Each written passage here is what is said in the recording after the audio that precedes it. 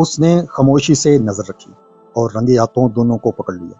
قزن نے غیرت اور خاندانی وقار کے پیش نظر خاتون کو سخت وارننگ دی، یہ سب بند کر دو ورنہ میں تمہارے شوہر کو سب سچ بتا دوں گا۔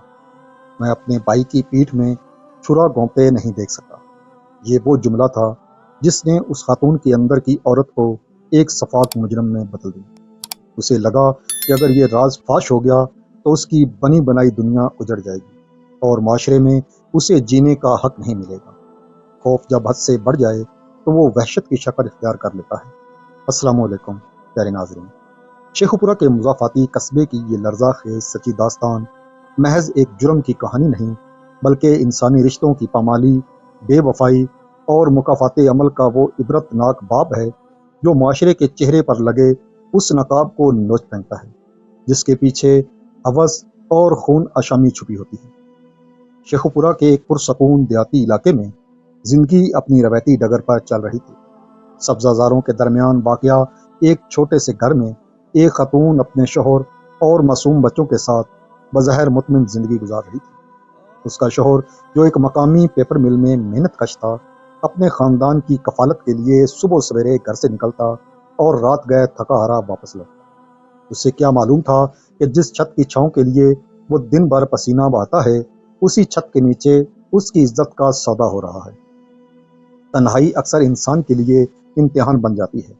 شوہر کی طویل غیر موجودگی اور گھر کے سناٹے نے اس خاتون کو ایک ایسی راہ پر ڈال دیا جس کا اختتام صرف تباہی تھا۔ اسی دوران اس کا رابطہ ایک نوجوان سے ہوا۔ یہ رابطہ محض اتفاق نہیں بلکہ ایک سوچی سمجھی شروعات تھی۔ اس نوجوان نے اسے موبائل فون اور سم فراہم کی، جس کے بعد چوری چھپے باتوں کا لامتناہی سلسلہ شروع ہوا۔ باتوں سے شروع ہونے والا یہ سفر جلد ہی ممنوعہ ملاقات تک جا پہنچا۔ گناہ چاہے کتنی ہی خاموشی سے کیوں نہ کیا جائے، اس کے پیروں کی چھاپ کہیں نہ کہیں سنائی دے ہی جاتی ہے۔ خاتون کے شوہر کا ایک کزن جو اکثر اس گھر کے قریب سے گزرتا تھا، اسے کچھ عرصہ سے شک تھا کہ گھر میں کسی اجنبی کی آمد و رفت ہے۔ ایک دوپہر جب شوہر مل میں ڈیوٹی پر تھا، کزن نے اس اجنبی کو گھر کے اندر داخل ہوتے دیکھ لیا۔ اس نے خاموشی سے نظر رکھی اور رنگے ہاتھوں دونوں کو پکڑ لیا۔ کزن نے غیرت اور خاندانی وقار کے پیش نظر خاتون کو سخت وارننگ دی، یہ سب بند کر دو ورنہ میں تمہارے شوہر کو سب سچ بتا دوں گا۔ میں اپنے بھائی کی پیٹھ میں چھرا گھونپتے نہیں دیکھ سکتا۔ یہ وہ جملہ تھا جس نے اس خاتون کے اندر کی عورت کو ایک شفاق مجرم میں بدل دیا۔ اسے لگا کہ اگر یہ راز فاش ہو گیا تو اس کی بنی بنائی دنیا اجڑ جائے گی اور معاشرے میں اسے جینے کا حق نہیں ملے گا۔ خوف جب حد سے بڑھ جائے تو وہ وحشت کی شکل اختیار کر لیتا ہے۔ خاتون نے اپنے آشنا کے ساتھ مل کر اس رکاوٹ کو راستے سے ہٹانے کا منصوبہ بنایا۔ مقتول کو کیا خبر تھی کہ جس عورت کو وہ رائے راست پر لانے کی کوشش کر رہا ہے، وہ اس کی زندگی کے چراغ گل کرنے کی منصوبہ بندی کر رہی ہے۔ وقوع کے روز منصوبے کے مطابق خاتون نے اپنے آشنا کو گھر بلا کر چھپا لیا، پھر اس نے ایک بہانے سے اپنے شوہر کے کزن کو بلایا۔ جیسے ہی وہ معصوم شخص گھر میں داخل ہوا، اسے سنبھلنے کا موقع تک نہ دیا گیا۔ دونوں درندوں نے مل کر اس پر حملہ کر دیا اور اسے بے دردی سے موت کے گھاٹ اتار دیا۔ ایک ہنستا کھیلتا انسان محض ایک راز کی حفاظت کرنے کی پاداش میں اپنی جان سے ہاتھ دھو بیٹھا۔ قتل کرنا شاید ان کے لیے آسان تھا، لیکن لاش کو ٹھکانے لگانا ایک بڑا چیلنج تھا۔ انہوں نے ایک پرانی بوری لی اور مقتول کی لاش کو اس میں بند کر دیا۔ دیہاتی ماحول میں گدھا گاڑی ایک عام سواری ہے، اسی کا سہارا لیا گیا۔ بوری کو گدھا گاڑی پر رکھا گیا اور اس کے اوپر جانوروں کا چارہ ڈھیر کر دیا گیا تاکہ کسی کو شک نہ ہو۔ خاموشی کے سائے میں وہ گدھا گاڑی نہر کے کنارے پہنچی۔ اندھیری کا فائدہ اٹھاتے ہوئے لاش کو گہرے پانیوں کی نظر کر دیا گیا۔ وہ سمجھے تھے کہ بہتا پانی ان کے گناہ کو بھی بہا لے جائے گا اور وہ دوبارہ اپنی نام نہاد پرسکون زندگی میں لوٹ جائیں گے۔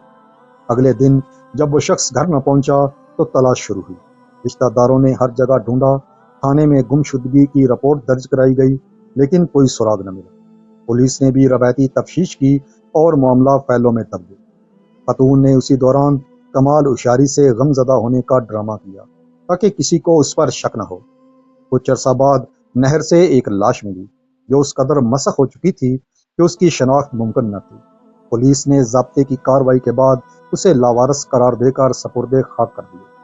مجرموں نے سکون کا سانس لیا، اب وہ ہمیشہ کے لیے محفوظ ہیں۔ 7 ماہ گزر چکے تھے، لیکن کہتے ہیں کہ خون بولتا ہے۔ کیس کی فائل دوبارہ کھلی اور ایک نئے افسر نے جدید طریقے سے تفتیش کا آغاز کیا۔